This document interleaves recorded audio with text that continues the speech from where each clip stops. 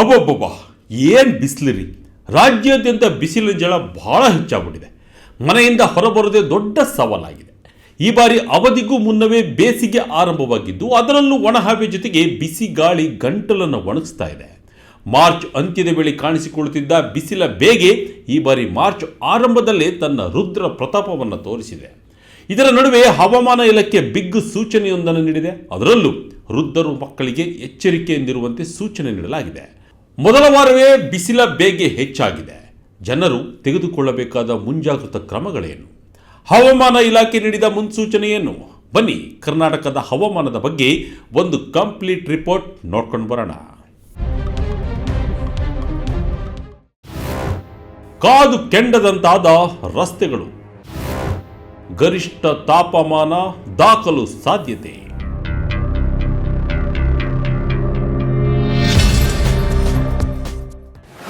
March ಮೊದಲ ವಾರದಲ್ಲಿ ದಾಖಲೆಯ ಬಿಸಿಲು ವರದಿಯಾಗಿದೆ. ರಸ್ತೆಗಳಂತೂ ಕಾಲಿಡಲು ಸಾಧ್ಯವಾಗದೆ ಕಾದ ಕೆಂಡದಂತಾಗಿವೆ. ಬೆಂಗಳೂರು ಕಳೆದ ಒಂದು ವಾರದಿಂದ ಬಿಸಿ ಬಿಸಿ ಬೆಂಗಳೂರಾಗಿ ಮಾರ್ಪಟ್ಟಿದೆ.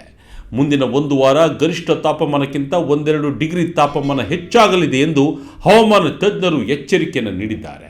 ಸದ್ಯ ನಗರ ಪ್ರದೇಶದಲ್ಲಿ ಗರಿಷ್ಠ ಉಷ್ಣಾಂಶ 34 ಡಿಗ್ರಿ ಸೆಲ್ಸಿಯಸ್, ಕನಿಷ್ಠ ಉಷ್ಣಾಂಶ 20 ಡಿಗ್ರಿ ಸೆಲ್ಸಿಯಸ್ ತಲುಪುವ ಸಾಧ್ಯತೆ ಇದೆ. ಇನ್ನು ಇದೇ ವೇಳೆ ಸೆಕೆ ಹೆಚ್ಚಾಗುವ ಅನುಭವ ಕೂಡ ಹೆಚ್ಚಾಗಲಿದೆ.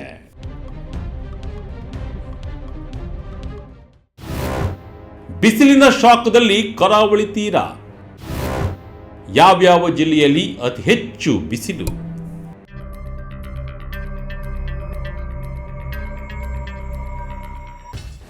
ಕರಾವಳಿ ಭಾಗದಲ್ಲೂ ಬಿಸಿಲು ಹೆಚ್ಚಾಗುವ ಸಾಧ್ಯತೆ ಇದೆ. ಆದರೆ ಉಡುಪಿ ಹಾಗೂ ಉತ್ತರ ಕನ್ನಡದಲ್ಲಿ ಒಣಹವೆ ಅಂದರೆ ಬಿಸಿಲು ಮುಂದುವರಿಯಲಿದೆ.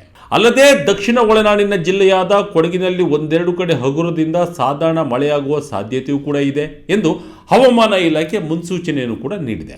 ಕರಾವಳಿ ಉತ್ತರ ಒಳನಾಡಿನ ಎಲ್ಲ ಜಿಲ್ಲೆಗಳು, ದಕ್ಷಿಣ ಒಳನಾಡಿನ ಜಿಲ್ಲೆಗಳಾದ ಬೆಂಗಳೂರು ನಗರ, ಗ್ರಾಮಾಂತರ, ಚಾಮರಾಜನಗರ, ಚಿಕ್ಕಬಳ್ಳಾಪುರ, ಚಿಕ್ಕಮಗಳೂರು, ಚಿತ್ರದುರ್ಗ, ದಾವಣಗೆರೆ, ಹಾಸನ, ಕೋಲಾರ, ಮಂಡ್ಯ, ಮೈಸೂರು, ರಾಮನಗರ, ಶಿವಮೊಗ್ಗ, ತುಮಕೂರು, ವಿಜಯನಗರ ಜಿಲ್ಲೆಗಳಲ್ಲಿ ಒಣಹವೆ ಇರಲಿದೆ. ಇನ್ನು ಮಾರ್ಚ್ 10ರಿಂದ 17ರವರೆಗೆ ಕರಾವಳಿ, ದಕ್ಷಿಣ ಒಳನಾಡು, ಉತ್ತರ ಒಳನಾಡು ಎಲ್ಲ ಜಿಲ್ಲೆಗಳಲ್ಲೂ ಒಣಹವೆ ಮುಂದುವರಿಯಲಿದೆ. ಇನ್ನೊಂದು ವಾರ ರಾಜ್ಯದ ಎಲ್ಲ ಜಿಲ್ಲೆಗಳಲ್ಲಿ ಗರಿಷ್ಠ ತಾಪಮಾನ 3 ಡಿಗ್ರಿ ಸೆಲ್ಸಿಯಸ್ನಷ್ಟು ಹೆಚ್ಚಾಗುವ ಸಾಧ್ಯತೆ ಇದೆ.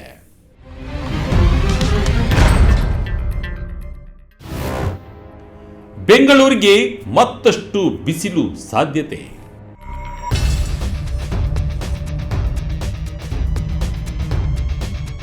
ಬೆಂಗಳೂರಿನಲ್ಲಿ ಮುಂದಿನ ದಿನಗಳಲ್ಲಿ ಶುಭ್ರ ಆಕಾಶದ ವಾತಾವರಣ ಇರಲಿದೆ. ಗರಿಷ್ಠ ಹಾಗೂ ಕನಿಷ್ಠ ತಾಪಮಾನ 33 ಡಿಗ್ರಿ ಸೆಲ್ಸಿಯಸ್ ಹಾಗೂ ಕನಿಷ್ಠ ತಾಪಮಾನ 20 ಡಿಗ್ರಿ ಸೆಲ್ಸಿಯಸ್ ಇರಲಿದೆ ಎಂದು ಹವಾಮಾನ ಇಲಾಖೆ ಮುನ್ಸೂಚನೆ ನೀಡಿದೆ.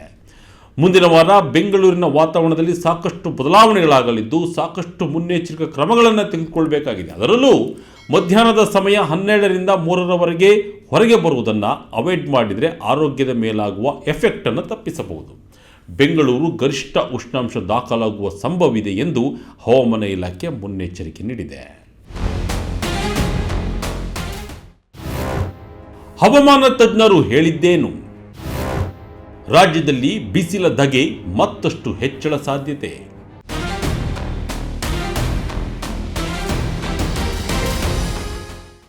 ಇನ್ನು ವಿಜಯ ಕರ್ನಾಟಕ ಡಿಜಿಟಲ್ನೊಂದಿಗೆ ಮಾತನಾಡಿದ ರಾಜ್ಯ ಹವಾಮಾನ ಇಲಾಖೆ ನಿರ್ದೇಶಕರು ಹಾಗೂ ವಿಜ್ಞಾನಿ CS ಪಾಟೀಲ್ ರವರು, ಮಾರ್ಚ್ನಲ್ಲಿ ಅತ್ಯಧಿಕ ಬಿಸಿಲು ಅಂದರೆ 34ರಿಂದ 35 ಡಿಗ್ರಿ ಸೆಲ್ಸಿಯಸ್ ಉಷ್ಣಾಂಶ ದಾಖಲಾಗುವ ಸಾಧ್ಯತೆ ಹೆಚ್ಚಿದೆ.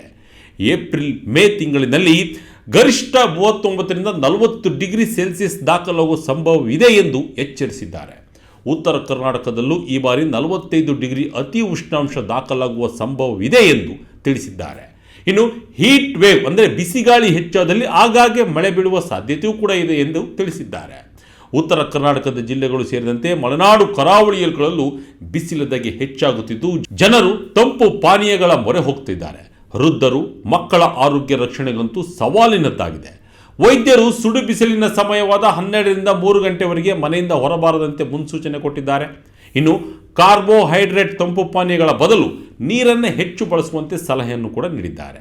ಈ ಬಾರಿ ತಂಪಿನ ವಾತಾವರಣ ಎಷ್ಟೇ ಹೆಚ್ಚಳವಿತ್ತೋ ಫೆಬ್ರವರಿ ತಿಂಗಳಿಂದಲೇ ಬೇಸಿಗೆಯ ಪ್ರಕೃತಿಯು ಶುರುವಾಗಿದೆ. ಇದರಿಂದ ಜನರು ಬಿಸಿಲಿನ ಹೊಡೆತಕ್ಕೆ ಸಿಲುಕುವ ಸಾಧ್ಯತೆ ಹೆಚ್ಚಾಗಿದೆ.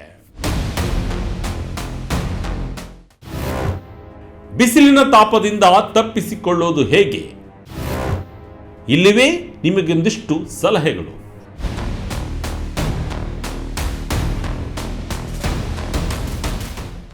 ಇನ್ನು ಬೆಂಗಳೂರಿನಲ್ಲಿ ಬಹುತೇಕವಾಗಿ ಜನಸಂದಣಿ ಹೆಚ್ಚಿರುವುದರಿಂದ, ವಾಹನಗಳ ಓಡಾಟ ಹೆಚ್ಚು ಇರುವುದರಿಂದ ಸೆಕೆಯ ಅನುಭವ ಹೆಚ್ಚಿರ್ತದೆ. ಮಧ್ಯೆ ಮಧ್ಯೆ ರಸ್ತೆಗಳ ಕಾಮಗಾರಿ, ಕಟ್ಟಡಗಳ ನಿರ್ಮಾಣ, ಹೀಗೆ ಬಿಸಿಲ ಧಗೆ ಜೊತೆ ಇವುಗಳ ಧೂಳನ್ನು ಕೂಡ ಎದುರಿಸಬೇಕಾಗಿದೆ. ಜನರು ಬಿಸಿಲ ಬೇಗೆಯಿಂದ ತಪ್ಪಿಸಿಕೊಳ್ಳಲು ಹಾಗೂ ಆರೋಗ್ಯವನ್ನು ಕಾಪಾಡಿಕೊಳ್ಳಲು ಈ ಕ್ರಮವನ್ನು ಅನುಸರಿಸಿ. ಮಾರ್ಚ್ ಆರಂಭದಲ್ಲಿ ಶುರುವಾಗಿರುವ ಬಿಸಿಲ ಧಗೆಯನ್ನು ಎದುರಿಸಲು ಸಾರ್ವಜನಿಕರು ಈ ಕ್ರಮಗಳನ್ನು ಅನುಸರಿಸಿದರೆ ಉತ್ತಮ. ಮೊದಲನೇದಾಗಿ, ನಿಮ್ಮ ದೇಹವನ್ನು ತಂಪಾಗಿರಿಸಲು ಬಾಯಾರಿಕೆ ಆಗದಿದ್ದರೂ ಆಗಾಗ್ಗೆ ಸ್ವಲ್ಪ ನೀರನ್ನು ಕುಡಿತಾ ಇರಿ. ನಿಮ್ಮ ಆರೋಗ್ಯಕ್ಕೂ ಇದು ಉತ್ತಮ. ನೀವು ಆಫೀಸ್ನಲ್ಲಿ ವರ್ಕ್ ಮಾಡೋದಾದರೆ ನಿಮ್ಮ ಟೇಬಲ್ ಮೇಲೆ ಯಾವಾಗಲೂ ಕೂಡ ನೀರು ತುಂಬಿರುವ ಬಾಟಲ್ ಇದ್ದರೆ ಇನ್ನೂ ಉತ್ತಮ. ನೀವು ಹೊರಗೆ ಓಡಾಟ ಜೋರಾಗಿದ್ದರೆ ಎಳನೀರು, ಮಜ್ಜಿಗೆ, ತಾಜಾ ಹಣ್ಣಿನ ರಸವನ್ನು ಸೇವನೆ ಮಾಡಿದರೆ ಬಿಸಿಲಿನ ಬೇಗೆಯಿಂದ ತಪ್ಪಿಸಿಕೊಳ್ಳಲು ಸಾಧ್ಯವಾಗುತ್ತೆ. ಇನ್ನು ನೀವು ಸಮ್ಮರ್ ಟೈಮ್ನಲ್ಲಿ ಹತ್ತಿ ಬಟ್ಟೆ ಧರಿಸಿದರೆ ಉತ್ತಮ. ನಿಮ್ಮ ಉಡುಪು ನಿಮ್ಮ ಬೆವರಿನ ಅಂಶವನ್ನು ಹೀರಿಕೊಂಡು ಆವಿಯಾಗುವಂತೆ ಮಾಡುತ್ತದೆ. ಲೆನಿನ್ ಬಟ್ಟೆ ಧರಿಸುವುದು ಕೂಡ ಬಹಳ ಉತ್ತಮ ಮತ್ತು ಗಾಳಿ ಆಡಲು ಕೂಡ ಅವಕಾಶವಿರುತ್ತೆ. ಇನ್ನು ಮಧ್ಯಾಹ್ನದ ಸಮಯ ಅಂದರೆ 12ರಿಂದ 3 ಗಂಟೆವರೆಗೆ ಅನಿವಾರ್ಯವಾಗಿ ಹೊರಗೆ ಓಡಾಡುವುದನ್ನು ಕಡಿಮೆ ಮಾಡಿ. ಅಗತ್ಯ ಬಿದ್ದರೆ ಹೋಗುವಾಗ ಛತ್ರಿ ಹಾಗೂ ತಲೆಗೆ ಟೋಪಿಯನ್ನು ಧರಿಸಿದರೆ ಬಿಸಿಲನ್ನು ಅವಾಯ್ಡ್ ಮಾಡಬಹುದು. ಇನ್ನು ಮನೆಗೆ ಬಿಸಿಲು ಬೀಳೋ ಸ್ಥಳಕ್ಕೆ ಗಾಢವಾದ ಪರದೆಯನ್ನು ಹಾಕಿ ಬಿಸಿಲನ್ನು ತಡೆಯಿರಿ. ಮನೆಯ ಕಿಟಕಿಯನ್ನು ಆದಷ್ಟು ಗಾಳಿ ಆಡಲು ತೆರೆದಿಡಿ. ಬಹಳ ಮುಖ್ಯವಾಗಿ ಮಕ್ಕಳನ್ನು ಬಿಸಿಲಿನಲ್ಲಿ ಹೊರಗೆ ಕರೆದುಕೊಂಡು ಹೋಗುವುದನ್ನು ಆದಷ್ಟು ಕಡಿಮೆ ಮಾಡಿ. ಮಕ್ಕಳು ಅತಿ ಬೇಗನೆ ಸುಸ್ತಾಗುವುದರಿಂದ ಬಳಲಿ ಅನಾರೋಗ್ಯಕ್ಕೀಡಾಗುವ ಸಾಧ್ಯತೆ ಇರುತ್ತೆ. ಇನ್ನು ವೃದ್ಧರು ಕೂಡ ಮಧ್ಯಾಹ್ನದ ವೇಳೆ ಹೊರಗೆ ಹೋಗುವುದನ್ನು ಆದಷ್ಟು ಅವಾಯ್ಡ್ ಮಾಡಿ. ಇದೆಲ್ಲವನ್ನು ಫಾಲೋ ಮಾಡಿದರೆ ಬಿಸಿಲ ಬೇಗೆಯನ್ನು ತಡೆಯಬಹುದು.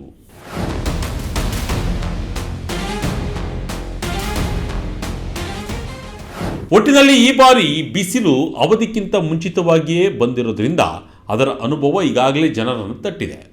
ಬೆಂಗಳೂರಿನಲ್ಲಿ ಕಳೆದ ಬಾರಿಯಂತೆ ಈ ಬಾರಿಯೂ ಅತಿ ಹೆಚ್ಚು ಉಷ್ಣಾಂಶ ದಾಖಲಾಗುವ ಸಾಧ್ಯತೆ ಇರುವುದರಿಂದ ಮಧ್ಯೆ ಮಳೆರಾಯ ತಂಪೆರೆಯಬಹುದು ಎಂದು ಹವಾಮಾನ ಇಲಾಖೆ ಮುನ್ಸೂಚನೆ ನೀಡಿದೆ. ಜನಸಂದಣಿ ಇರುವ ಪ್ರದೇಶಗಳಾದ ಮಾರ್ಕೆಟ್, ಮಾಲ್ಗಳು, ದೊಡ್ಡ ಕಾರ್ಯಕ್ರಮಗಳನ್ನು ಸ್ವಲ್ಪ ದಿನ ಅವಾಯ್ಡ್ ಮಾಡೋದು ಉತ್ತಮ. ಏಪ್ರಿಲ್ ಮುಗಿಯುವವರೆಗೂ ನಮಗೆ ನಾವೇ ಕೆಲವೊಂದಿಷ್ಟು ರೂಲ್ಸ್ಗಳನ್ನು ಹಾಕಿಕೊಂಡಲ್ಲಿ ಬಿಸಿಲಿನ ಧಗೆಯಿಂದ ತಪ್ಪಿಸಿಕೊಳ್ಳಲು ಸಾಧ್ಯವಾಗುತ್ತೆ. ಇದಾಗಿತ್ತು ಈ ಕ್ಷಣದ ಇಂಟ್ರೆಸ್ಟಿಂಗ್ ಸ್ಟೋರಿ. ಇದೇ ರೀತಿಯ ಸ್ಟೋರಿಗಾಗಿ Vijaya Karnataka website, YouTube page, Facebook page follow ಮಾಡ್ತಾ ಇರಿ. ಧನ್ಯವಾದಗಳು.